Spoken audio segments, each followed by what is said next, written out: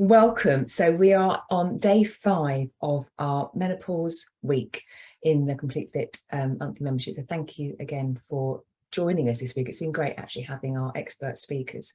And day 5, we've got our very own Nic, who's part of our membership, to talk about cognition, mood, and all sorts of things. We've got too much to talk about, but we'll condense it down.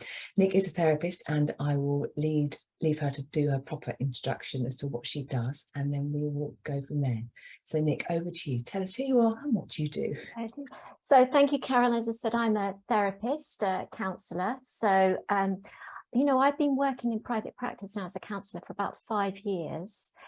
So, and I have kind of worked with children, teens, adults across so many different areas. So it could be stress, anxiety, grief, bereavement, relationships, and actually more recently in the last year, working with women in midlife regarding perimenopause and menopause, supporting with that. So yeah, very much sort of looking and focusing in that area at the moment, because there's so much to talk about it, isn't there? So absolutely. And I suppose the more we've been talking about it, the more has come up for women to assess and process and want some help and guidance with, or to be listened or heard.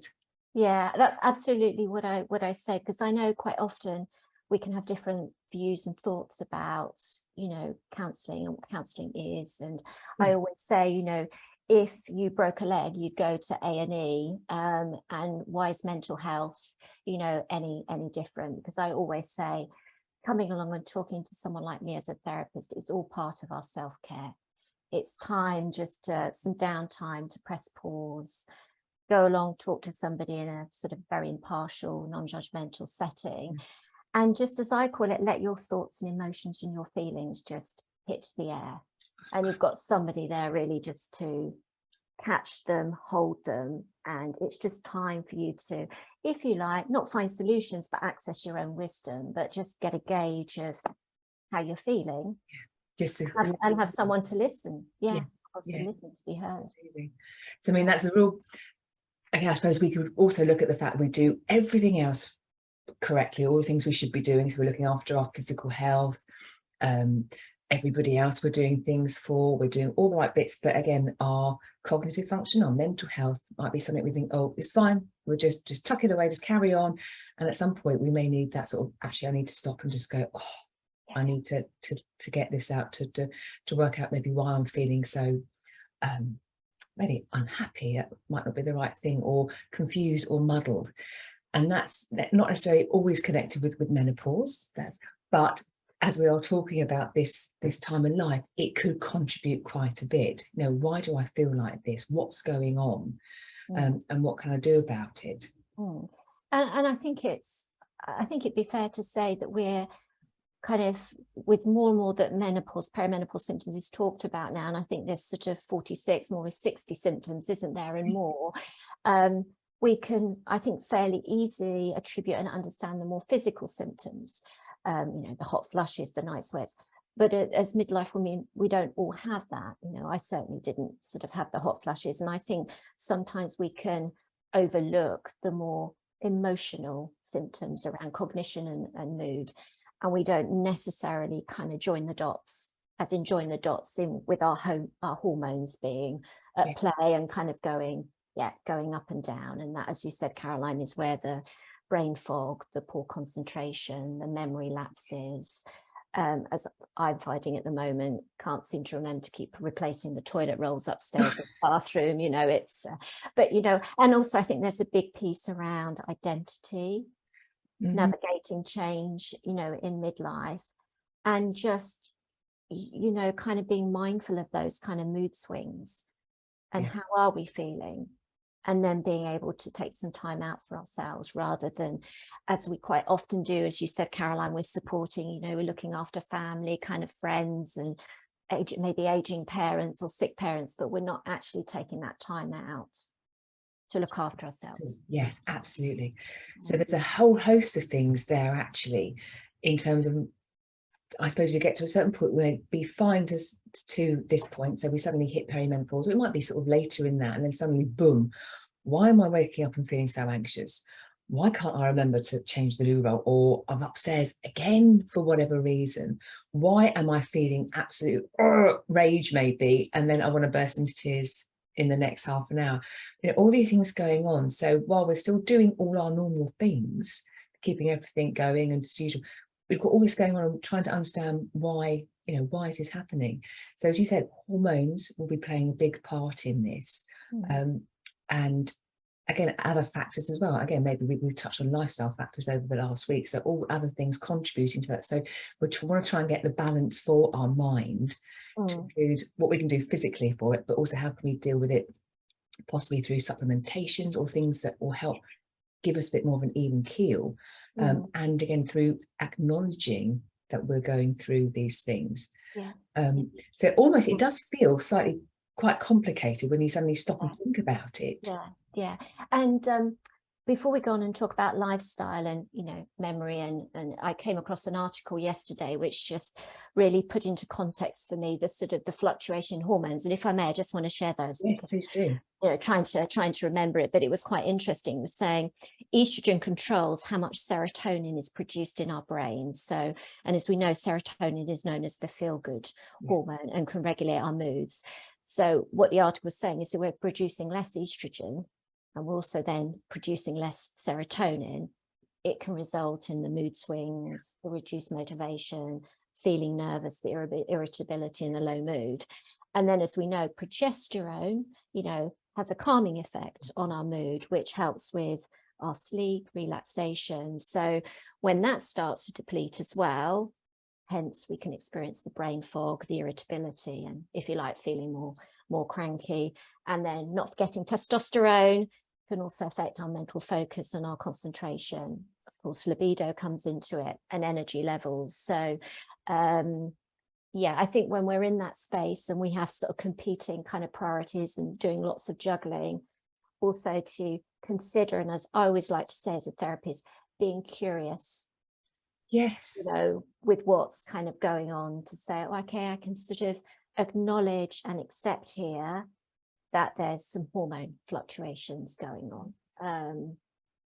Rather than get frustrated with it. So yes. I love the word curious. I was going to say, that's a word that I very rarely use or think about, but to say, actually, okay, let's be curious about why is that happening, rather than thinking, oh my gosh, that's happening, and having a sort of you know, a real negative. Let's be curious as to why. And it might have a, you know, be slightly negative, but we can soften that.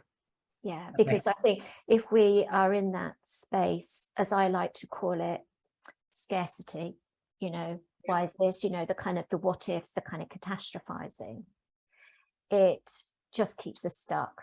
You know, it doesn't keep us grounded in a positive way. It just, you know, we just can't move forward because we're getting, you know, when the cup half empty space, we're just getting floored by the, well, I'm stuck here. What am I going to do about it? Which is why, you know, language, I think, is always important with us, is to see if we can flip it. So I'm going to be curious about that.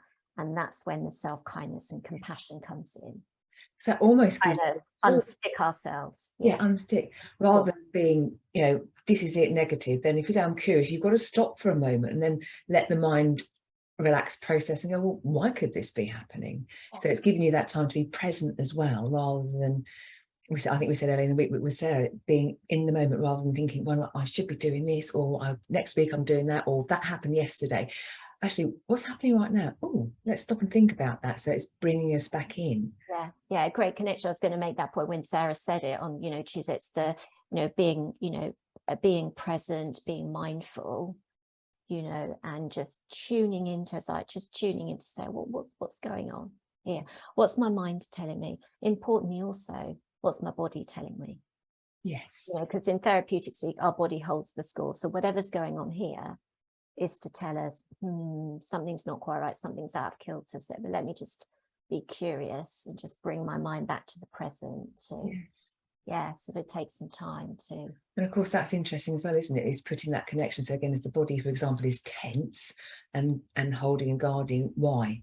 You know, is it cold, or is it because you're a bit stiff because you've had a workout, or you've been stuck sitting down for a while, or is it because, again, it's just all connected mentally? We're thinking, I don't know, we're just protecting or holding ourselves a bit more. Well, I think it's all part of our fight or flight response. You know, I think you said in many of the sessions with the other speakers, it's being able to move out of fight or flight and into rest and digest. Yes. You know, and just acknowledge, what am I, where is this, you know, where's this tiger that I feel that I'm kind of trying to run away from, but just trying to bring it, back into the present, you know, with the meditation, with the breathing, all those good tools, or as I like to say, getting out of your head.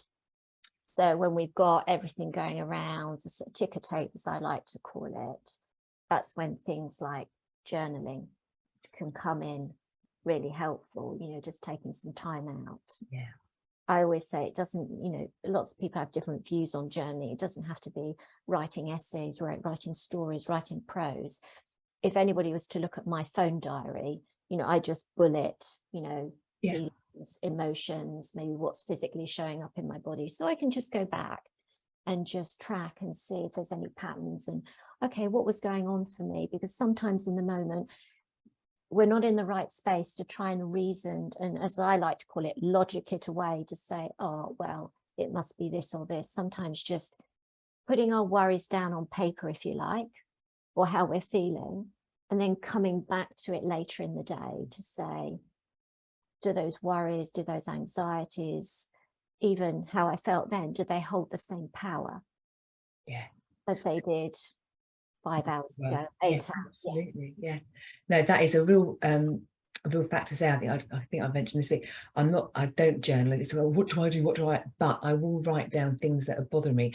And I think in terms of the whole for ourselves, it's writing down things, so we're becoming a detective the whole time. Certainly as we, you know, we don't know how we got here, or has it been so subtle and suddenly boom, we are aware of these changes. Well, let's jot it down. What are those changes? What are you feeling?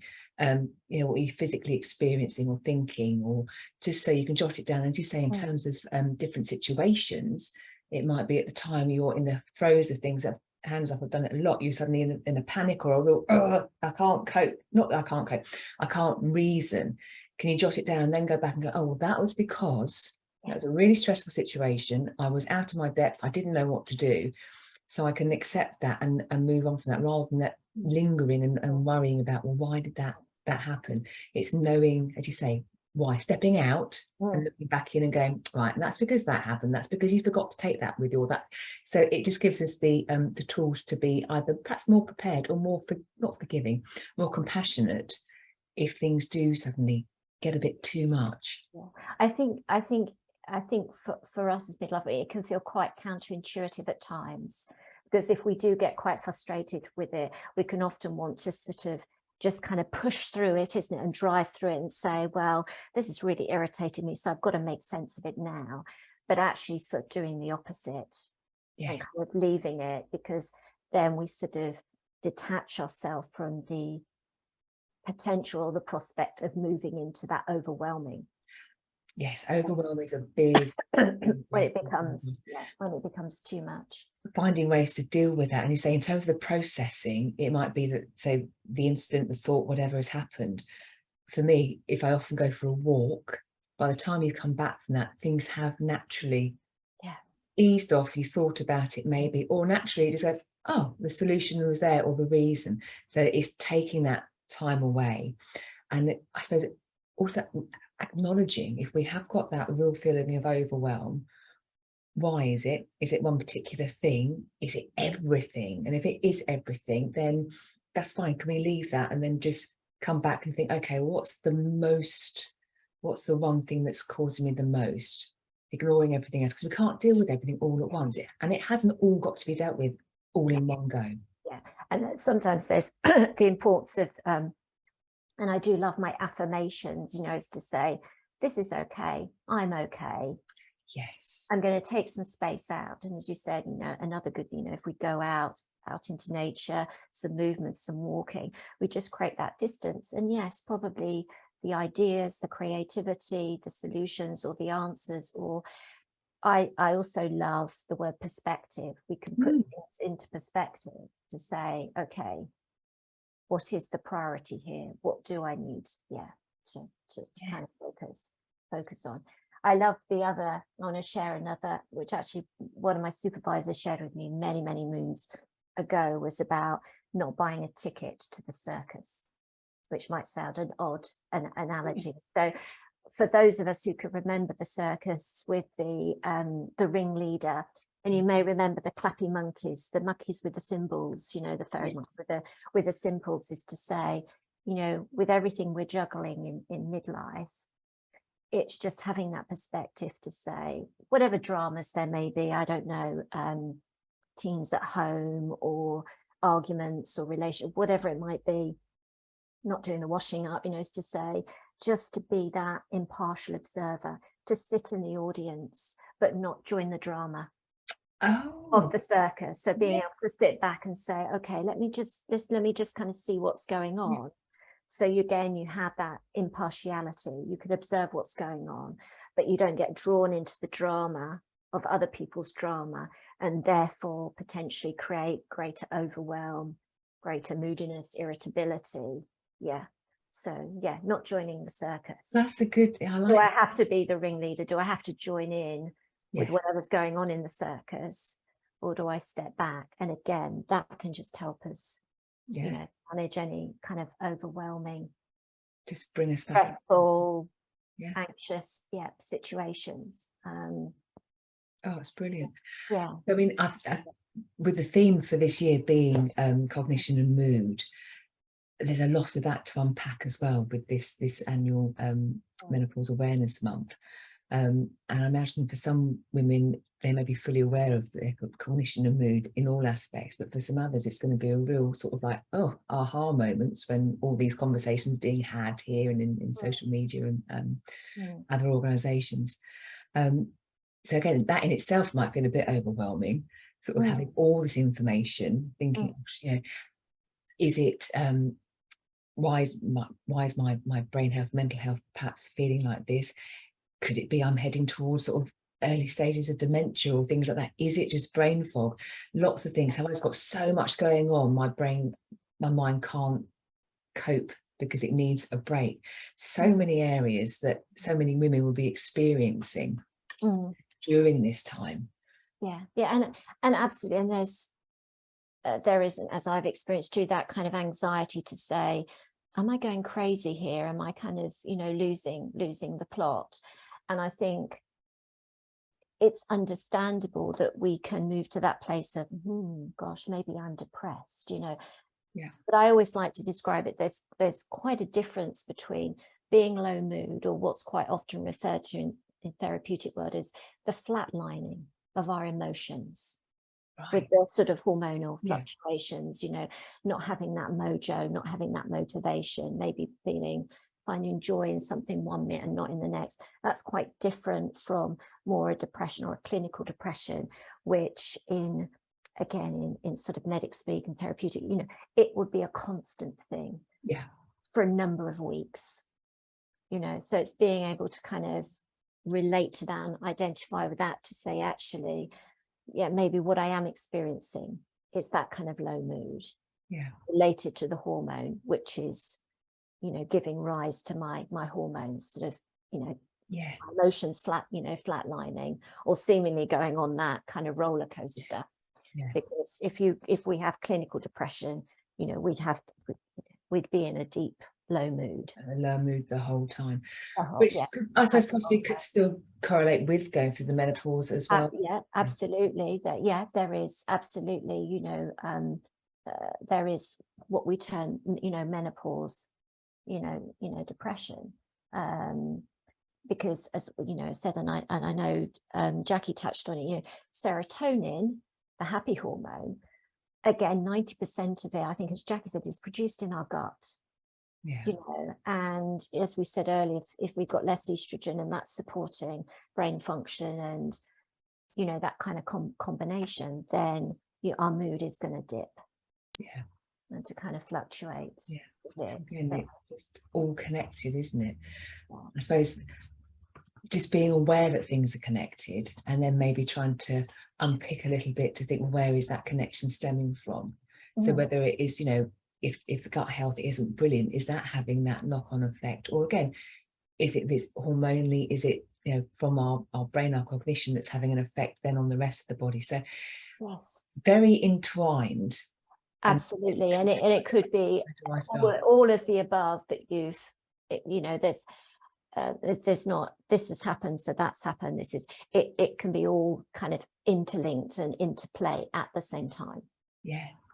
Which, which is why we need to have that kind of curious lens, rather than, well, I've done this now, but that hasn't kind of fixed, you know. We can't, it's an issue, we can't fix our mental health, you know, we can only work with it, curious, and as I like to call it, work alongside it, you know, take its hand and be compassionate rather than get frustrated. And that's, again, a very nice way to see it, actually. Again, quite often we hear people say, or you might say, how would you talk to your best friend? Yes. You don't talk to your best friend. Quite often how you talk to yourself. So again, when we hold our mental health in our own hand, or take it, then we are saying, I hear you, I'm here, let's work together, being one, and to work on that. Now, it might be, again, during the menopause, because again, all of us being so unique, our experiences are going to be equally as unique. We may all have brain fog, but at different standards. We may have different issues going on. Some people may not experience any cognition functions or mood or anything like that, which is, I suppose, again, brilliant. But they may, on the flip side, have all the hot flushes or other issues going on there, which maybe, again, in turn can cause some sort of distress from that. So it's adapting to what's presented to you, knowing that there's, again, I think I've said throughout this week, there's always something that can be done wherever you are at, whether it's a slight change, adding something, taking something away, or, as we're saying now, talking and acknowledging things. But I think, again, it's just being fully aware, but not being overwhelmed by how much we are now being told that could happen or may happen. And I love the word choice. You know, it's remembering we always have choice. There's always opportunities, there's always possibilities.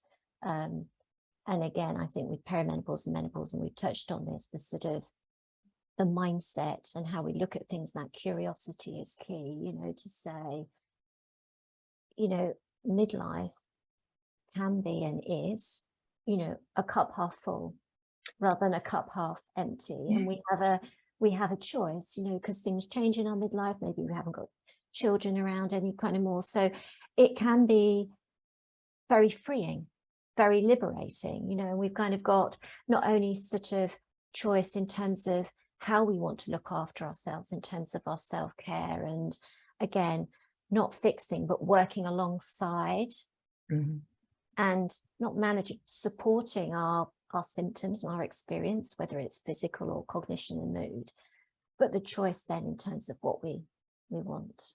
Yes, oh, absolutely. And you say it's that choice, and it's having maybe that switch, that changing, because perhaps we've been the same person. I don't know if that's the right thing, but we've gone from adolescence, 20s, 30s, 40s, we're the same person, but each time we've just progressed with what we're doing, whether it's career, family, travel, all sorts of things, and then we get to another point, and then suddenly somewhere we think, oh, I'm not that person anymore, I'm getting older, things don't feel right. So there's that almost a real switch. I'm not saying, perhaps thinking, you know, if you think of the numbers, maybe we get to 50 and go, oh, that's it, which actually 50, crikey, you know, I think we said earlier on, you could have around 30, 40, 50 years ahead of you. So this is just the start. But for whatever reason, whether it's been society over the years, our experiences perhaps with family members, because again, different generations have expressed and lived different lives. We get to this point where we might think, oh God, well, that's it then. This is happening. You know, I've still got all this to do. It'd be very easy to try and, or not, no, it won't be easy. It may be very difficult to try and switch that thinking, actually, you know, what's next? What am I going to do? And in my sort of formal coaching world, I talk about, you know, it's being able to shift from a place of scarcity into a place of abundance. As you said, Caroline, you know, we may have another 30 40 years. So that abundance. Okay, so what do I want? Yeah. You know, the next chapters in my life, look, you know, what do I want to be doing? I love in my coaching world to ask the question, you know, to clients, you know, when you're 80 years old and you're looking back, what do you want to see that you've done, that you've achieved, you know, sort of, yes, pre-40s, you know, 50s or you know, and after that, you know, what do you look back and see yourself doing? What will you know, I don't know, will you see yourself being on a paddleboard? Or, you know, I've always been quite an adrenaline junkie. So are there things now that I kind of want to, you know, to do now that I have the opportunity, you know, to do it? So sometimes kind of saying, but then when we can get into a space to say, and this is not being fatalistic about it, say, well, what do I want to have on my bucket list now? What do I want to do? Because I can, and I have choice, and I have space. Yes, and you know, it's and maybe less responsibility, that I can focus time and attention on me. Absolutely, which I think that's the big thing as well. And also getting to a certain stage where I think however we're feeling about it, as we do get older, there's that element of us, we don't give as much of a what's it about certain things. Whereas in our 20s, it'd be, oh my goodness, awful. But now it's like, yeah, whatever. You don't like that, that's fine. So we've got that element of actually, I'm comfortable within myself, my views, my opinions, or what I want to do. And if you're not on board with that, then that's fine. We have different opinions. So the element of getting that, the older we get, more of like, well, that's fine. I'm going to do my thing, you do your thing. And I'm going to go and do my bungee jump, or travel the world, or you know, start a new business or a new career or a new hobby, whatever. But there's an element of possibility as well. And it's a great point about sort of, I talk a lot in my work about responsibility, you know, if over the years, and if we've got kind of family and friends, you know, it's just thinking about where we've focused our attention, and having responsibility for others and their care and their kind of their well-being. And I quite often say to clients in my work is to say, we cannot take responsibility for other people's thoughts, feelings, and emotions, behaviors. We can only kind of look after self. And there comes a point where we say, how much am I absorbing of kind of others? And actually, when we make that connection, and to your point about, actually, do I need to worry about this? Do I need to be concerned about this? How do I feel about this now? I think can be really freeing. Yes, it's almost you've been given permission. Focus on. I love the word permission as well. You can give ourselves permission to say, oh, actually, if I afford myself some time and some self-care and some time out, or whatever that looks like, then you know what? I know I can be in the best place to support others. It's that oxygen mask. Yes, absolutely. You know, analogy, because if we push, we're depleted, we're burnt out. Again, it feels counterintuitive to say, oh, can I really give myself time? But actually, if we don't see the long-term benefits of being able to really support. Absolutely. And we're less, then we will be in less of a space to join the circus, so to speak, because we're drawn into other dramas, which you know, it's another analogy I like to share, which sounds a bit odd, but it's a wheelie bin analogy. You know, often we put our wheelie bins out, don't we? And quite often our wheelie bin ends up halfway down the road, or someone's neighbour's wheelie bin ends up on our drive. And sometimes we have to say, oh, hey, hang on a minute. Where's my wheelie bin? I'm going to own what's in my wheelie bin.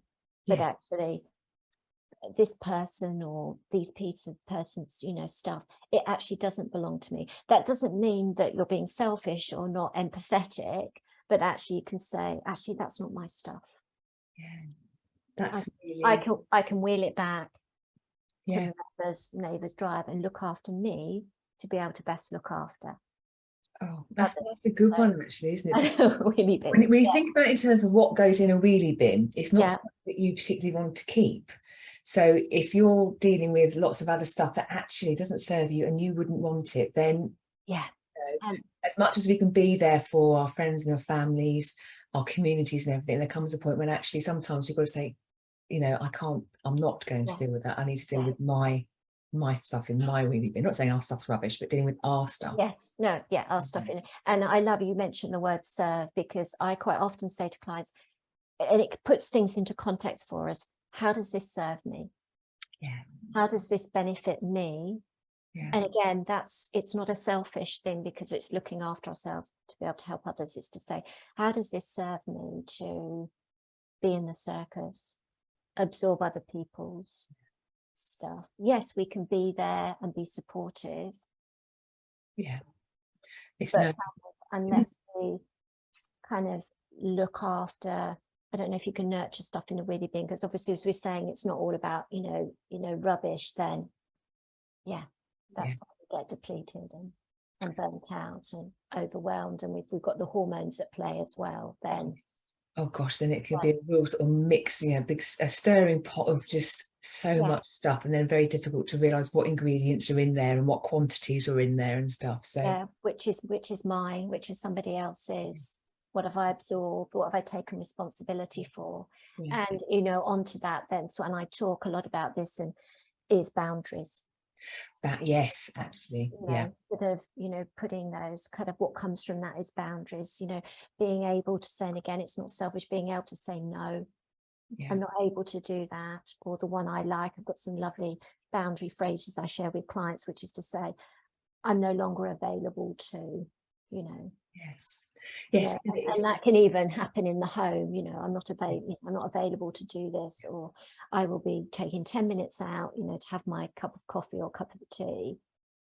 And, you know, people around us don't like change, just like we don't as human beings. But if the consistent boundaries are in, then people tune into it, and it becomes a new, as I like to call it, a new life script, a new narrative to say. I like that, yes, new life script. We can, that, as you said earlier on, it does come back to what we say. And just picking up on that, we don't like change. I think that's hugely important. I think what we're talking about earlier on. So through this life stage, maybe at a certain age, we're getting things changed. We don't want the change, because we're either so used to how things are, the thought of this uncertainty, how we are changing physically, mentally, what's going on around us is changing. You know, we might not write like that. It does fill us with a sense of like, not sure what's going to happen. So rephrasing how we can think about that, seeing the cup half full and going, right, okay. But yeah, it sometimes can take a long time, because again, we don't like change.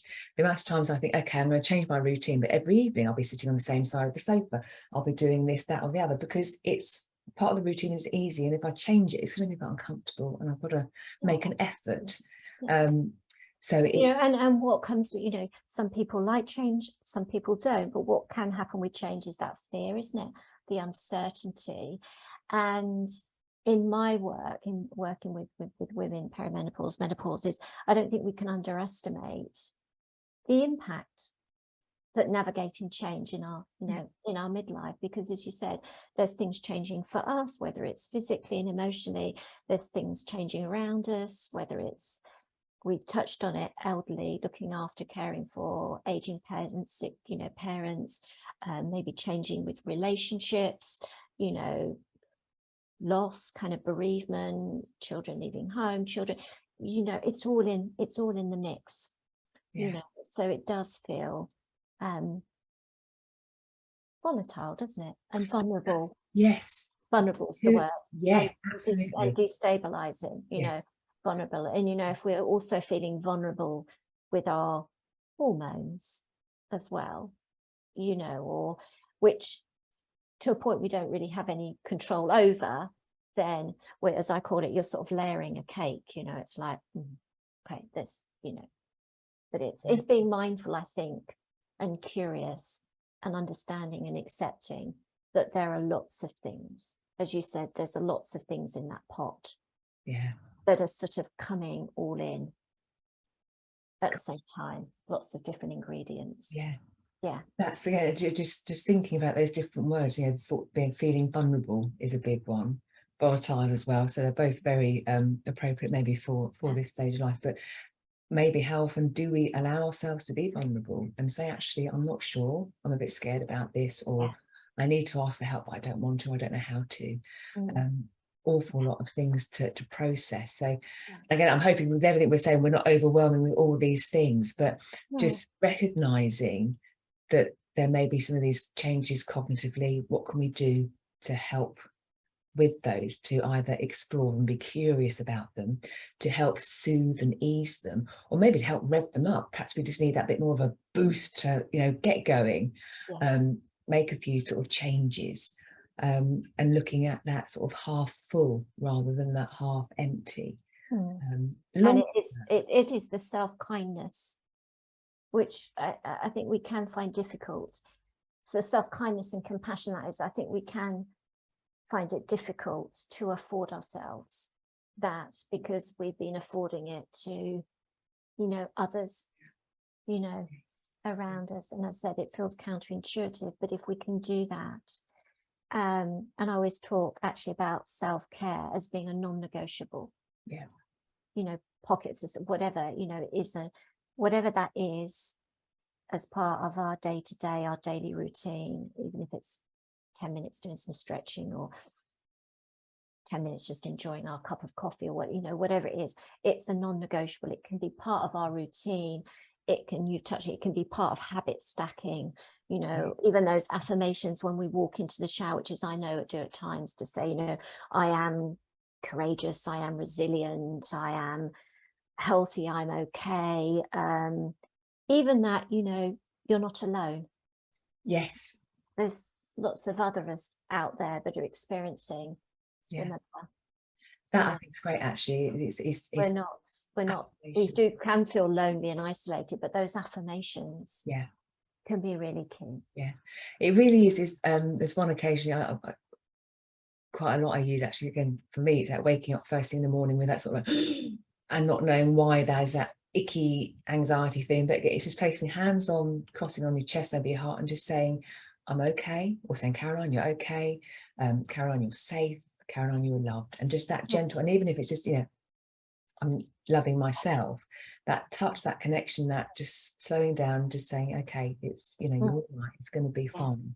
And as you say, going into the shower, that I am courageous, or wherever you want to fit it in, those little things, you know, real positive, helping to sort of help change our narrative in our minds. If we're maybe again, oh, for goodness sake, I should have done this, don't want to, well, I should have done this. Well, I'm working towards, I did my best. You know, which all helps. Which we touched on it, didn't we, earlier, the kind of language, as you said, the shoulding, you know, how often we say, I should do this, I should do that, I should have, you know, I should have, and just, it's just, again, I think it's quite helpful to tune into our bodies to say, if we are either internalizing that or maybe saying it to others, you know, around us, just how does it make you feel? Even now as I speak, you know, kind of, I just feel that heaviness, that sort of pressure that we kind of put on ourselves. Oh, I should have done that, you know, and it's to turn it into the more, you know, the affirmative language, as you said, Caroline, just to say, well, I did this, I can do this, I will do that, you know. Try is another bit of a misnomer, because if we say try, it's unlikely. And it's also being aware of the yes buts as well. It's always a yes and. Oh, do you know, I've always got a but there. But because if the but comes, then we go to the space, then we can trip, can't we, to the cup half full, to the cup half empty, you know, but, you know, I can't, I should, you know, so, you know, language. That is really, I mean, the should, but again, you're right, the but, because that gives you that pause to get out of it, or but, well, that's why that's happened, or oh gosh, so that's. There's a lovely I think it's a CBT, cognitive behavioral therapy technique, but I never refer to it as such, which is catch it, check it, change it. Oh, I like that. So catch the thought, maybe not in the moment, maybe we are jotting it down in our diary and we can come back to it later. Catch it, check it, then again it's check it, that's the curiosity lens, and then change it to say, okay, how can I make this more positive? How can I be more, you know, so it's to say, instead of saying this, can I say you know, this, you know, how can I, That's really, I like that a lot actually, because again, it's a little process where you can go, right, I've caught that, let's check in with it. Why have I had that thought, and how can I change it? Yeah. Really. And maybe I'm just thinking an add-on to that is, if we can, is just noticing. I love the word notice in my work as well. Just noticing that impact it has on us, whether it's in our, you know, in our cognitive, our mood, or whether it's physically, kind of how it shows up as well. Does it make us feel kind of anxious or heavy, or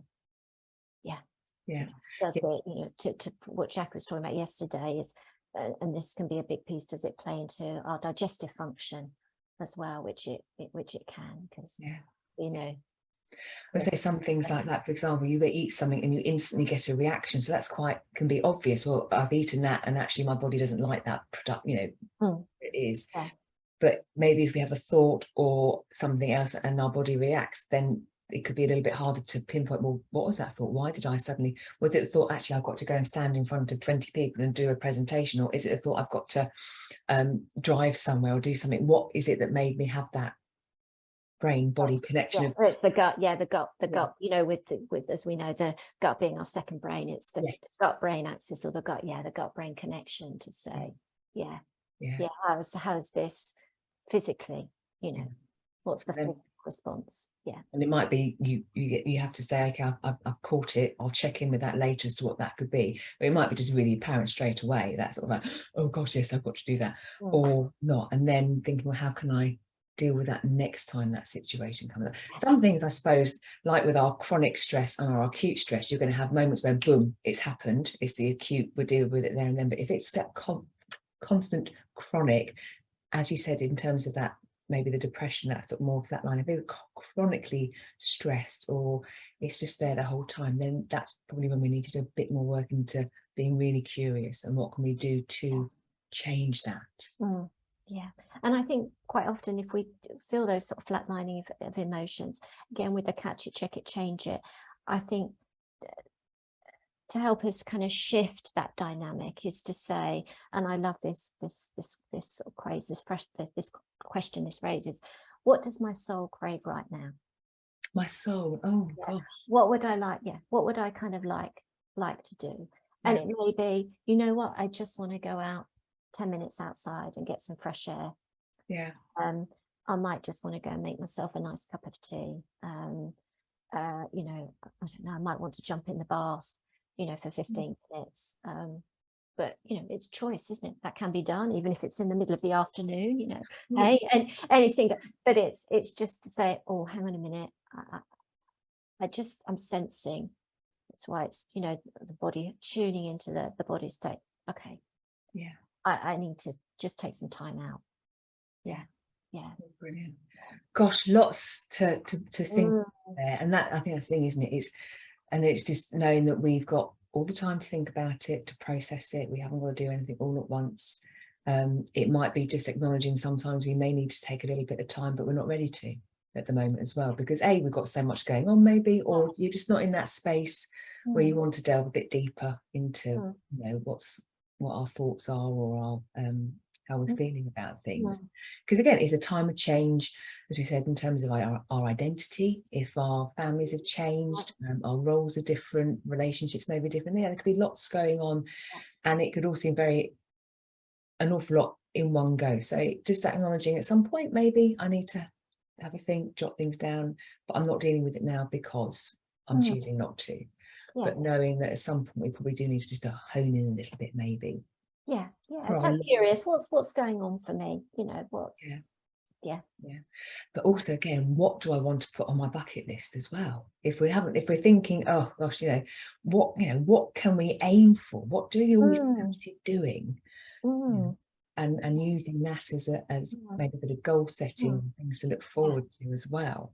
I mean, I decided a couple of months ago, I hope it's on my Christmas list. I've certainly told my husband now, is to say I wanted to do not a proper skydive, but one of these skydives in one of these indoor cylinder things. So I hope it's pretty good. I hope he's taken note. Don't ask me why, but somebody was talking about it and I thought, you know what? They look like good. I fancy a go. Yeah. Oh, brilliant. So, you know, and it's kind of, it is kind of tuning into, yeah, you know, maybe what you would have liked to have done in your 20s and 30s, but hey, you know,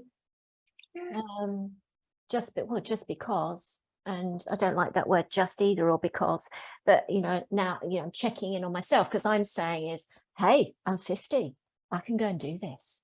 Yeah. So brilliant. I love that. But any, just, I say, wrapping up, maybe sort of just finishing off, any sort of maybe like a top tip or a thought just to have in our minds when maybe we're thinking about our cognition, our mood, and this stage, what one thing would you sort of say to us? I'd say just what thing can we just take away to help us? Yeah, I would say be kind to yourself, be compassionate. So be aware of the inner critic. Yeah. But, you know, listen to yourself, listen to what's showing up in your body. And I think that mindset is key. What we're telling ourselves, the language, and how we shift the dial on that, which kind of helps bring in the more compassionate side to us. And with that, that's all part of the self-care piece of how we're looking after ourselves, you know. So it's that, it doesn't have to be, well, my self-care bit is getting in the, you know, having a nice bath, you know. Self-care is all about actually, I'm going to listen to me, my internal dialogue, and what my needs and wants are now. Fantastic. So everyone, just to take the time just to tune in for themselves as often as you can when you want, or maybe arrange a set time where you just sit and just be. Key, just be, allow yourself. Right, I said just, but be. Because I love the phrase, we're human beings, we're not human doings. Oh, that's a good one. Brilliant. Lovely. Well, look, thank you so much for that. I think no problem, it's been good. But you know, wrapping it up, at this time of life, it is all about us. It is all about me. Not selfish. Not selfish. And once we've taken care of us and me, we can then take care of everything else and do all the other things. And knowing that we're all here to support each other, help each other, advise, just be there. Just being together. So thank you. I will put all your details again on the post. If anyone wants to maybe ask any questions or find out more about your services and perhaps talking and things with them, then we've got that there as well. Lovely, thank you. Follow through. But thank you very much, and thank you everyone for watching. Replay. Let us know if you'll replay. Yeah, let us know if you've watched on replay too. Great. Thanks, Caroline. Has come through as well. Right, I'm going to stop the stream.